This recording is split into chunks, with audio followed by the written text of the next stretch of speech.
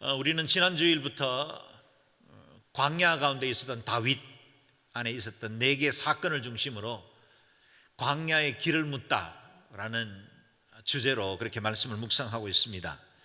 다윗은 이전에 2번의 잘못된 선택, 오답을 통해 아둘람 굴로 인도함을 받게 됐고, 그곳에서 하나님의 주신 그 정답을 찾아가는 시간을 갖고 있습니다. 오직 하나님만이 인생의 유일한 답이시고 하나님 외에는 그 어디에도 피난처가 없다는 사실을 주목하기 시작한 것입니다. 다윗은 그 숨어든 아둘람 굴로 몰려든 사람들과 함께 다윗 왕국의 중요한 리더십을 세워나가는 귀한 시간을 갖습니다. 하나님께서 이 광야 학교를 통해 장차 이루어질 메시아 왕국의 준비들을 이루게 하신 것입니다. 하나님은 이 아둘람 굴에 모여든 사람들을 장차 세워질 리더십으로 변화시키기 위해서 하나둘씩 친히 말씀하시고, 때로는 고난 중에 때로는 어려움 중에 교훈하시고 인도해 가셨던 것입니다. 이후에 선지자 갓을 통해서 요새에 머물러 있던 이 다윗과 그 일행들을 유다 땅으로 돌아가라 말씀하십니다. 오늘 본문의 배경은 유다 땅에 속한 헤렛수풀에 다윗의 일행들이 머물러 있을 때 있었던 일입니다. 이 헤렛수풀에 있을 때 다윗에게는 2가지 슬픈 소식이 전해졌습니다. 하나는 다윗에게 진설병과 골리앗의 칼을 건네주었던 아히멜렉과 그 제사장 85명이 사울의 악한 마음에 의해서 학살당했다는 소식을 듣게 됩니다. 다윗은 큰 슬픔과 함께 죄책감 그리고 분노로 아픈 마음을 추스려야만 했습니다. 또 다른 소식은 블레셋과 인접해 있던 국경도시 그일라가 블레셋에 의해서 침략당하고 고통당한다는 소식이었습니다. 오늘 본문이 그 이야기입니다. 1절 2절 말씀을 자막을 통해서 함께 읽겠습니다. 시작. 다윗은 사람들에게서 보십시오, 블레셋 사람들이 그일라를 쳐서 그 타작하는 것을 빼앗아 가고 있습니다 하는 소식을 듣고 여호와께 물었습니다. 제가 가서 저 블레셋 사람들을 쳐도 되겠습니까? 여호와께서 다윗에게 대답하셨습니다. 가서 블레셋 사람들을 치고 그일라를 구해 주어라. 아멘. 그일라 성 사람들이 애써 지은 농작물, 그것을 추수하는 그 기쁨의 날에 오히려 블레셋에 의해서 다 약탈당하는 슬픔의 분노의 날이 되고 말았다는 겁니다. 누군가 다윗이 헤렛수풀에 숨어 있다는 소식을 알고 거기까지 달려와서 자신들의 억울하고 암담한 현실들을 쏟아놓은 것 같습니다. 다윗은 이 소식을 듣고 그냥 모른 척할 수가 없었습니다. 동족 유다가 당한 재앙이 아닙니까? 더구나 다윗은 지도자로서 이스라엘의 왕이 될 준비를 갖추고 있는 사람입니다. 그에 속한 백성들 외면할 수 없었습니다. 다윗은 당장이라도 그일라로 달려가 그들을 물리치고 구원해 주고 싶었습니다. 그러나 현실적으로 다윗은 그럴 처지가 되지를 못했습니다. 그 자신이 사울에게 쫓겨 생명이 위태한 상태입니다. 누가 누구를 도울 수 있겠습니까? 특히 블레셋의 군대 그리 만만한 상대가 아니었습니다. 이전에 군대 장관이었던 다윗이라면 자신의 휘하에 있는 군인들을 동원해서 얼마든지 블레셋을 물리치고 그일라를 구원할 수 있었겠지만, 지금 그 곁에 모여든 사람들은 오합지졸이었습니다. 상처받은 자, 억울한 자, 빚진 자들, 말 그대로 제대로 정비를 갖추지 못한 사람들이었습니다. 또한 다윗은 이미 노 땅에 있었던 일로 인해서 이전에 끔찍한 실패를 맛보았던 경험이 있습니다. 이번에 또 무모하게 행동할 수는 없었습니다. 그래서 다윗은 이 일을 하나님께 여쭙기로 합니다. 제가 가서 저 블레셋 사람들을 쳐도 되겠습니까? 자신의 상황, 감정, 느낌에 의존하지 않고 주변 사람들의 의견보다 먼저 하나님께 자신의 문제를 가지고 나아가게 된 것입니다. 아둘람 굴에서 배운 훈련입니다. 물론 그일라를 돕고 싶은 다윗의 생각은 옳은 것이었고 귀한 헌신임에 틀림이 없습니다. 그러나 자신의 생각과 계획이 아무리 옳은 것이라 할지라도 하나님의 뜻을 묻는 것은 중요합니다. 사랑하는 여러분, 우리가 어떤 일을 하든지 그 일을 시작하기 전에 비록 내 양심에도 맞고 주변 사람들에게 유익이 될 만한 일이라 할지라도 먼저 하나님께 그 뜻을 묻는 것은 너무나 중요합니다. 검증하는 시간이 필요합니다. 하나님은 다윗의 이런 기도에 즉각적으로 응답하셨습니다. 가서 블레셋 사람들을 치고 그 일날을 구해주어라. 하나님의 사인이 떨어졌습니다. 자신의 양심의 부담을 따라 해야만 하는 일이라고 생각을 했고, 거기다가 하나님의 승인까지 났습니다. 이제 실행에 옮기면 되었습니다. 다윗은 즉각적으로 자신의 참모들을 불러 모아 자신의 계획과 하나님께서 승인하셨다는 사실을 나눕니다. 그러나 참모들의 반대, 저항도 만만치 않았습니다. 3절 말씀 읽겠습니다. 시작. 그러나 다윗의 부하들은 여기 유다에서도 이렇게 두려워하며 살고 있는데 그 일날까지 가서 블레셋 군대를 친다고요? 하며 반대했습니다. 사실 다윗의 계획을 막아선 부하들의 의견도 결코 무리는 아니었죠. 상식적으로 보면 다윗의 생각은 무모한 것이었습니다. 부하들은 두 가지 합당한 이유를 들었습니다. 첫째, 그들 자신이 지금 쫓기고 있는 상황입니다. 지금 자신들의 코가 석잡니다. 나도 도움이 필요한데 누구를 돕겠습니까? 하는 말입니다. 두 번째, 우리의 군사력으로 볼 때 블레셋을 치는 것은 불가능합니다. 도리어 크게 당하고 그나마 모여든 소수의 사람들까지 잃게 될 수 있습니다. 그렇습니다. 훨씬 더 현실적인 판단이죠. 더구나 지금 다윗의 부대가 행동을 개시하면 사울의 눈에 띌 수밖에 없을 것이고, 그것은 오히려 더 큰 문제를 불러올 수도 있었습니다. 무엇보다 그 일나의 문제를 책임져야 할 사람은 다윗이 아니라 사울이었습니다. 사울은 왕이었고 자신의 백성을 보호해야 함에도 불구하고 외적과 싸우려 하지 않고 오히려 자신의 정적으로 여기던 다윗을 쫓는 일에 혈안이 되어 있었습니다. 그렇다면 다윗 역시 못 들은 척하면 됩니다. 그 일러상이 얼마나 힘들까, 나도 지금은 어쩔 수 없다, 내가 기도는 할게, 우리가 흔히 말하듯이 그렇게 때울 수 있었습니다. 그렇습니다. 다윗이 그 일날을 돕기 위해서 출병하지 않는다고 해서 그 누구도 다윗을 비난할 사람은 없었습니다. 침묵하는 다수 속에 조용히 머물러 있을 수 있었습니다.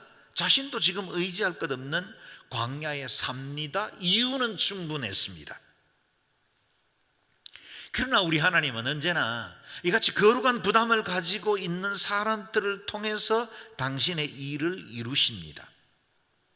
우리의 삶에도 우리가 헤렛 수풀이라는 광야에 머물러 있을 때 언제나 이 두 개의 소리를 듣게 됩니다. 성령님의 음성과 내 마음의 속삭임이죠. 성령님은 우리에게 움직이라 하십니다. 부담을 주십니다. 양심의 칼날로 마음을 찌릅니다. 뒷덜미가 당기고 자꾸만 눈길이 갑니다. 부담이 생깁니다. 내 양심의 방에 계신 성령님은 자꾸만 나를 더 고달프고 힘든 상황으로 밀어내는 것 같습니다. 자신도 넉넉치 않는데 나누라 하십니다. 지금 몸은 피곤하고 지쳤는데 또 다른 일을 섬기게 하십니다. 별로 인기도 없는 일, 사람들 알아주지도 않는 일에 헌신하게 합니다.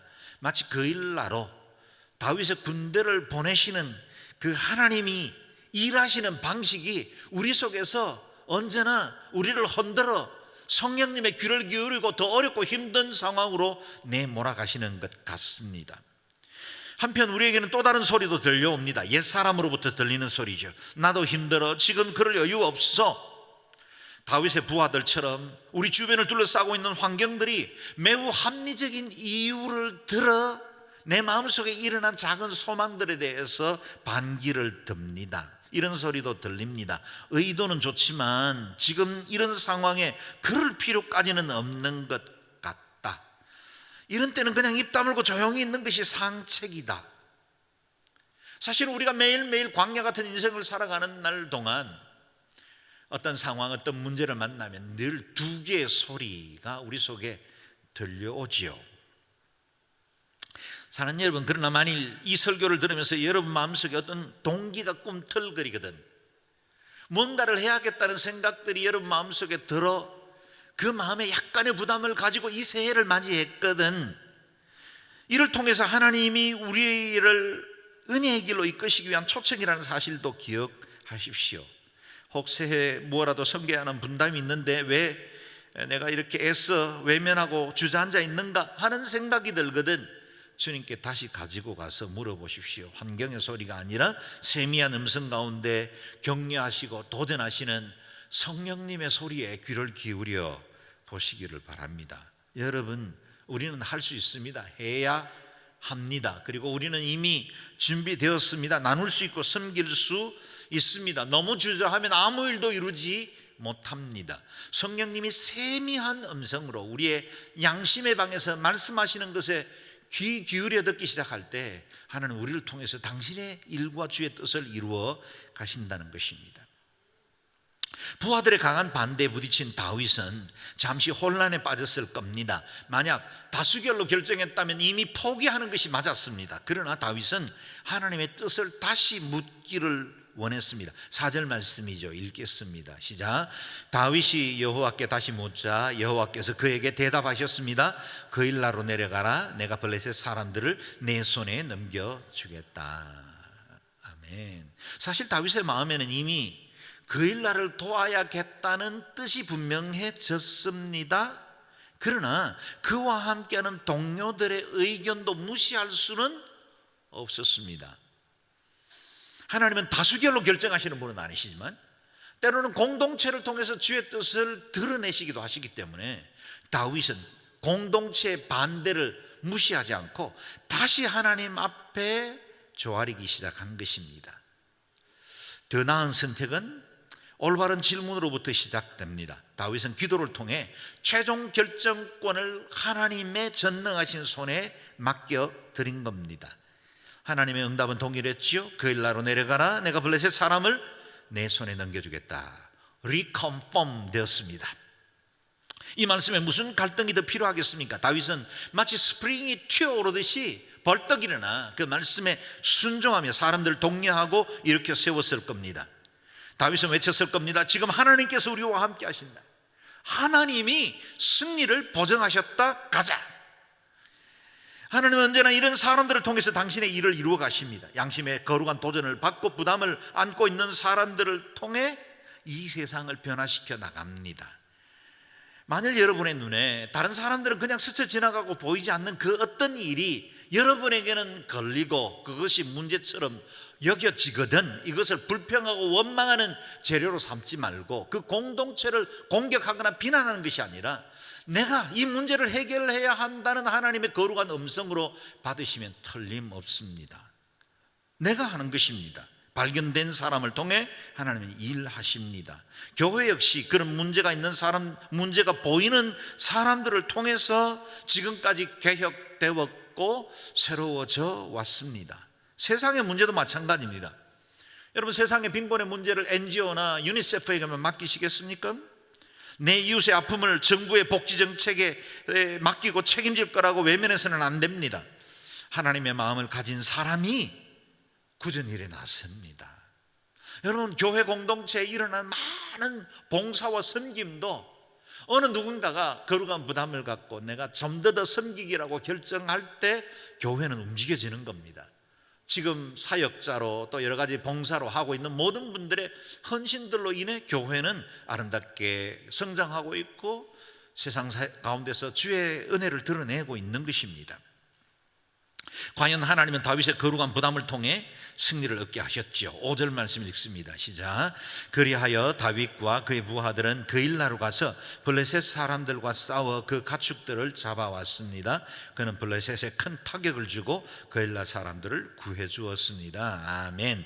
다윗은 소수의 군대를 이끌었고 전투에 참여했지만 하나님께서 응답하신 대로 큰 승리를 거두었고 블레셋 군대에 큰 타격을 주었습니다. 그리고 그 일나 사람들을 압제로부터 해방시켜 주셨지요. 보십시오. 그 일나 성을 구해준 것은 권력과 군대를 동원할 수 있는 왕이 아니었습니다. 하나님께서 거룩한 부담을 주셨을 때 그것을 기꺼이 자신의 것으로 받아들이고 헌신한 사람들을 통해서 그 일을 이루시는 겁니다. 여러분, 하나님은 지난 2000년 교회 역사를 통해서 지속적으로 하나님의 일들을 이어오게 하시고 선교 운동을 일으키시고 또 부흥을 이루기 위해서 기도하는 사람들을 세웠는데 그것이 교단에서 이루어진 게 아닙니다. 교회의 지도자들을 통해서 부흥이 일어나는 일은 한 번도 없습니다. 교회의 지도자들이 나와서 회개 운동도 하고 우리가 정말 그동안 잘못한 것 용서를 구하자 기도하기도 했죠. 그러나 그게 부흥을 일으키지 않습니다. 언제나 경건한 소수들이 하나님 앞에 무릎을 꿇고 폐광된 탄광촌 구석에서 주여 스코틀랜드를 내게 주십시오라고 몸부림치고 기도하는 사람들을 통해서 부흥은 일어납니다. 근초더미에 비를 피해 모여든 몇몇 사람들이 무릎을 꿇고 기도하는 것이 학생 자원 운동이 되고 대부흥 운동이 되어서 선교 역사를 이끌어가는 것입니다.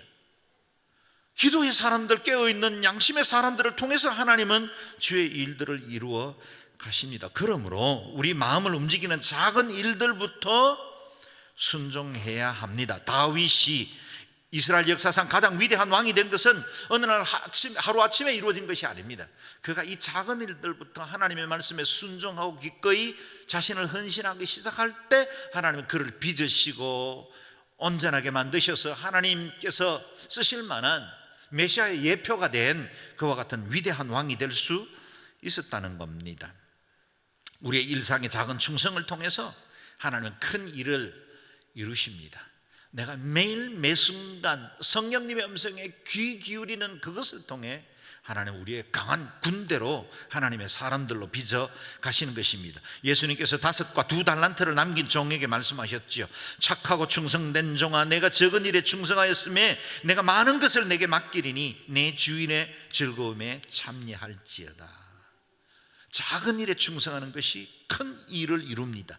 지금 마음에 주신 부담들에 순종하고 헌신할 때 그것이 어느 날 우리를 온전한 그리스도의 사람으로 세워지게 될 것입니다. 믿음의 큰 용사는 어느 날 떨어진 성령의 불로 이루어지는 경우도 있지만 우리 일상의 기본기 곧 겸손과 순종의 삶을 통해서 세워진다는 사실을 기억하십시오.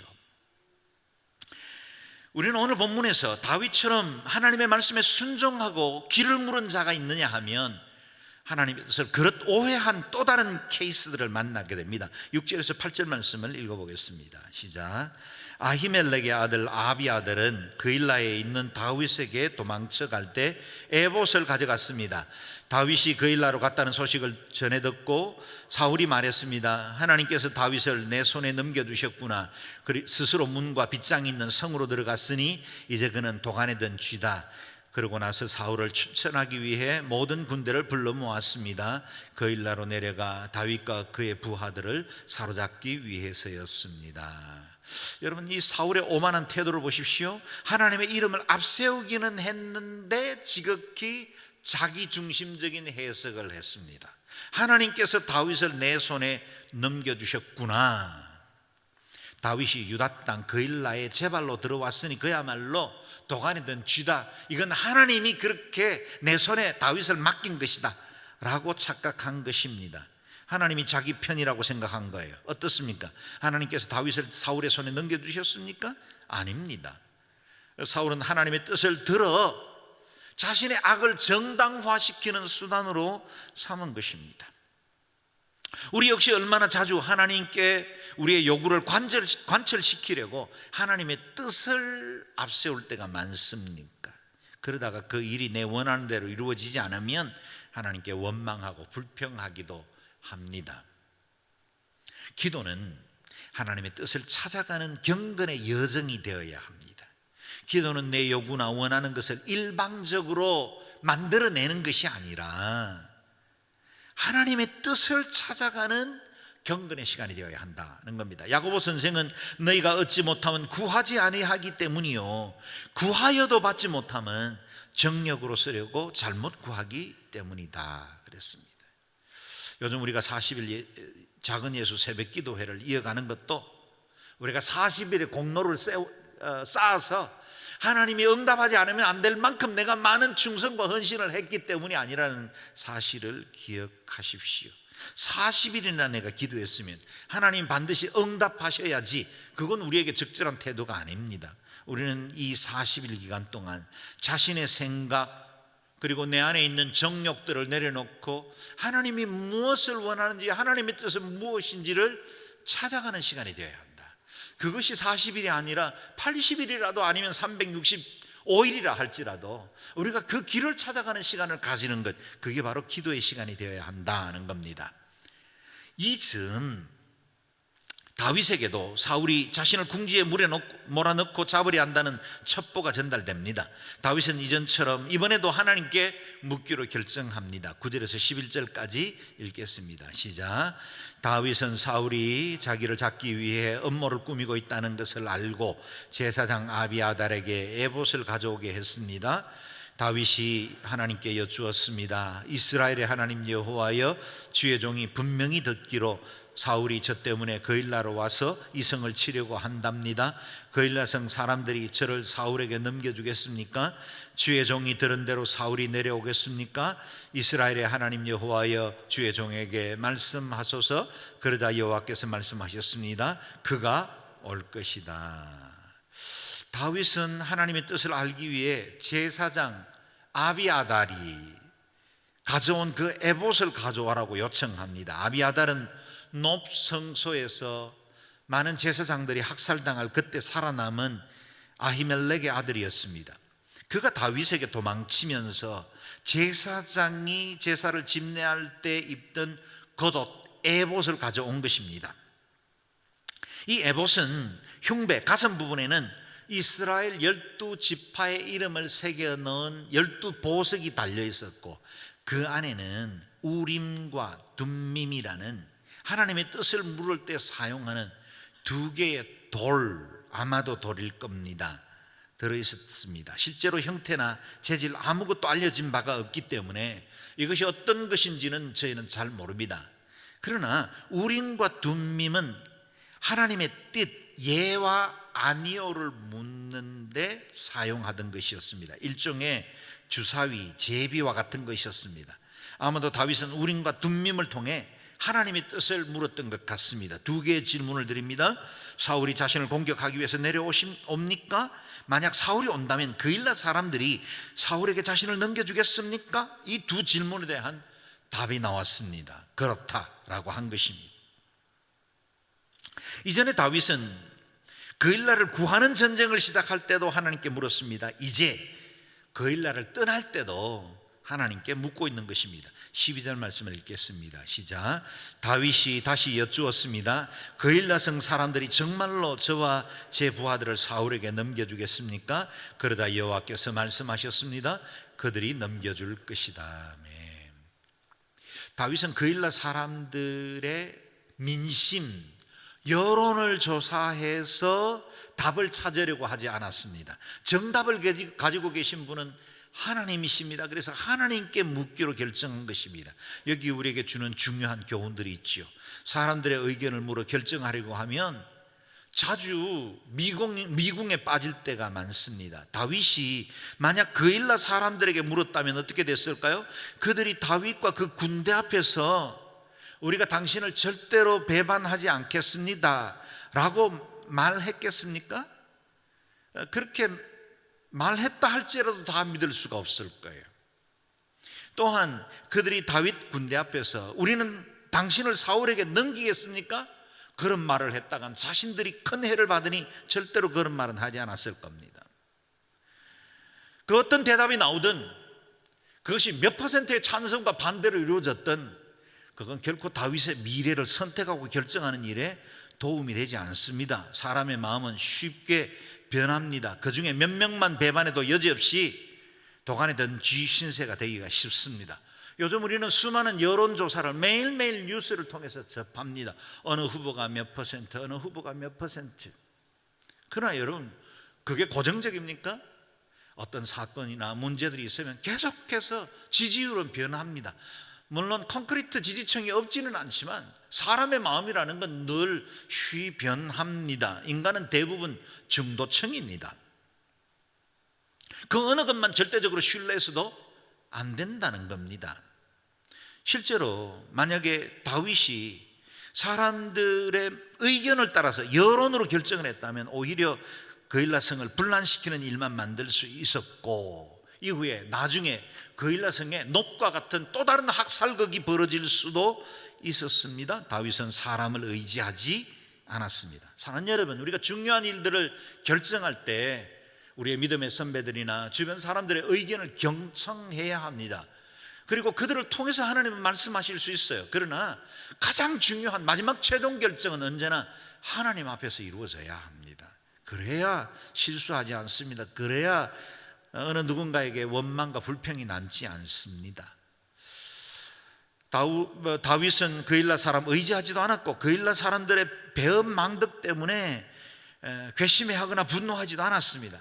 다윗은 그일라 성을 위해서 기꺼이 선을 베풀었지만 그것에 마땅한 보상을 구하지도 않았습니다. 그렇습니다. 우리가 선을 행한 후에 도리어 배반당하는 경우도 있습니다. 억울하고 분한 일이죠. 그동안 베풀었던 친절이 오히려 엉뚱하게 공격으로 돌아올 때도 있습니다. 실망합니다. 그럴 수 있습니다. 이게 인간 관계입니다. 그러나 여러분, 우리의 모든 상한 마음은 하나님이 아십니다. 그리고 우리의 모든 관계나 우리의 선택과 결정을 이끄시는 분도 하나님이십니다. 그래서 내 마음이 실망당하고 낙심될 때, 사람으로 인하여서 상처받고 원망이 생길 때 우리가 해야 될 일은 하나님께로 나아오는 것입니다. 내 마음을 아시는 하나님, 내 모든 중심을 아셔서 이 모든 것들을 통해서 선을 이루시는 그 하나님께로 나와야 합니다. 다윗은 자신의 선이 배반당할 것을 알면서도 더 나은 선택을 했습니다. 하나님의 뜻을 따르기로 결정한 것입니다. 그러므로 선을 행하되 낙심하지 말아야 합니다. 모든 것을 합력하여 선을 이루시는 그 하나님이 우리의 삶의 기준이 되어야 합니다. 우리가 주목해야 할 것은 다윗은 삶의 모든 교차로마다 하나님의 뜻을 물었다는 겁니다. 우리는 교차로에 들어설 때마다 신호등을 보고 좌회전, 우회전, 직진을 결정하죠. 그것처럼 우리의 삶에는 수많은 교차로들을 거쳐서야 우리의 목적지에 도달하죠. 우리의 인생의 여정에도 우리가 만나는 모든 교차로들, 좌회전할 수도 있고 우회전할 수 있고 직진할 수도 있고 내 삶이 되돌아설 수도 있죠. 여러 가지 어려운 상황들을 만날 때마다, 정지해야만 하는 일들을 만날 때마다 하나님 앞에 물으십시오. 하나님의 신호를 기다리십시오. 그제서야 우리를 온전한 길로 이끌어 가실 것입니다. 위기 앞에서도 중요한 결정을 앞두었을 때도 하나님을 바라보아야 합니다. 다윗은 그 방법으로 에봇을 그의 앞에 펼쳐두었습니다. 사랑하는 여러분, 여러분 앞에 에봇이 있습니까? 제가 입고 있는 가운을 빌려드릴까요? 여러분, 이것이 우리에게는 진정한 방향이 되지 않습니다. 우리에게는 성경이라는 에봇이 있습니다. 말씀 앞에 조아려야 합니다. 하나님은 큐티라는 에봇을 통해 우리에게 말씀하시고 인도하십니다. 우리는 한국교회는 새벽기도라는 강력한 에봇이 있습니다. 주님께로 나아가십시오. 그리고 우리 앞에 있는 에봇을 활용하십시오. 11절 말씀 다시 보십시오. 주의 종에게 말씀하소서. 다윗이 기도하자마자 바로 답이 오기를 그러자 여호와께서 말씀하셨습니다. 얼마나 단순하고 명쾌합니까? 물었습니다, 답하셨습니다. 물론 우리의 기도가 언제나 이렇게 명쾌하게 답이 오지는 않습니다. 때로는 긴 시간 하나님 앞에 조아리기도 하고, 때로는 하나님이 내 기도를 들으시는가 의구심이 들 때도 없지 않습니다. 침묵하시는 하나님이실까요? 그렇게 고민할 때도 있습니다. 그러나 사랑하는 여러분, 기억하십시오. 우리 하나님은 말씀하시는 하나님이십니다. 하나님은 우리의 기도를 들으십니다. 우리의 작은 신음소리도 귀 기울여 들으시고, 하나님께서 원하시는 때에 하나님의 방법으로 반드시 선을 이루어 가십니다. 구하기만 하십시오. 하나님께 맡겼거든 염려하지 마십시오. 우리와 인격적인 대화를 원하시는 그 하나님 앞에 친밀함을 유지하십시오. 우리가 너무나 세상 소리에 익숙해 있다 보니 영의 소리에 귀 기울여 듣는 것을 자주 놓칩니다. 실패합니다. 가는 귀가 먹어버렸습니다. 어떻게 우리의 청력을 높일 수 있을까요? 매일매일 조금씩 내어드리는 경건의 습관입니다. 묵상하는 큐티의 훈련이고, 또 우리가 주님 앞에 기도하는 구별된 시간들, 말씀을 읽는 시간들을 통해 우리가 하나님의 음성에 익숙해져야 합니다. 여러분, 우리는 수많은 소리들이 있지만 그 가운데 우리는 구별된 병목 현상에 의해서 특정한 소리만 우리 정보 안에 들어옵니다. 여러분, 이 공간 안에도 얼마나 많은 소리들이 있는데 여러분 못 들으시죠? 지금 제 설교에 집중하고 있기 때문입니다. 뿐만 아니라 우리 마음속에 또 다른 소리들이 들려오기도 하지요. 그런데 우리가 어떤 소리에 귀 기울이느냐가 내 정보가 됩니다. 그것처럼 우리는 세상의 수많은 소리를 통해서 그 가운데 하나님의 음성을 분별하는 훈련들을 해야 합니다. 주님의 음성을 익숙해져야 합니다. 예수님께서 내 양은 내 음성을 들으며 나는 저희를 알며 저희는 나를 따르느니라. 마치 양들이 목자의 음성을 구별해내는 것처럼 저와 여러분, 우리의 기도와 묵상을 통해 하나님의 음성을 잘 분별해낼 수 있기를 바랍니다. 예수님께서 우리에게 주시는 그 음성들, 하나님의 말씀을 구별하려면 우리에게 친밀함이 회복되어야 합니다. 시편 73편 말씀이죠. 같이 읽어보겠습니다. 시작. 하나님께 가까이 함이 내게 복이라. 내가 주 여호와를 나의 피난처로 삼아 주의 모든 행사를 전파하리이다. 아멘. 하나님께 가까이 함이 내게 복이라 했습니다. 사랑하는 여러분, 하나님을 가까이 하는 것이 여러분의 인생에 가장 큰 복이 될 수 있기를 바랍니다. 하나님은 자기를 가까이 하는 자를 만나 주십니다. 구하고 찾고 두드리는 자에게 응답하십니다. 다윗은 하나님께 정답이 있음을 알았습니다. 저와 여러분의 삶에도 하나님이 정답이심을 기억하실 수 있기를 바랍니다. 우리 하나님은 전능하십니다. 우리를 지으셨을 뿐만 아니라 우리에게 무엇이 가장 좋은 것인지도 잘 아시는 하나님입니다. 우리 눈에 좋은 것, 그런 것이 판단될 뿐이지 하나님의 눈에 좋고 그런 것은 따로 있을 수 있습니다. 그분은 우리에게 가장 좋은 것을 주십니다. 우리의 아버지십니다. 우리 하나님께서 우리를 전능하신 손으로 붙들어 주십니다. 사람들의 소리와 의견보다 먼저 하나님의 뜻을 구하실 수 있기를 바랍니다. 우리 하나님은 장차 일이 어떻게 될지도 아시고 우리가 살아보지 않는 미래의 시간도 주관하시기 때문에 지금 5분 이후에 일어날 일도 알지 못하는 우리에게 하나님을 의지하는 것보다 더 확실한 인생이 어디 있겠습니까? 광야 인생을 살아가는 저와 여러분, 모든 것을 아시는 하나님께 붙어 있을 수 있기를 바랍니다. 그일라에 머무는 것이 위험하다는 것을 깨닫게 된 다윗은 지체하지 않고 그 땅을 떠납니다. 마지막 13절 14절 말씀 읽겠습니다. 시작. 그래서 다윗은 600명 정도 되는 부하들을 이끌고 그일라를 떠나 이곳저곳으로 옮겨 다녔습니다. 사울은 다윗이 그일라에서 떠났다는 말을 듣고 출전하려다가 그만두었습니다. 다윗은 광야 요새에 머물기도 하고 십광야의 언덕에도 있었습니다. 사울은 날마다 다윗을 찾아다녔지만 하나님께서는 다윗을 사울의 손에 넘겨주시지 않았습니다. 아멘. 보십시오. 다윗의 일행이 떠났지만 어디로 가야 하는지, 어디에 머물러야 하는지 아직 모릅니다. 광야거든요.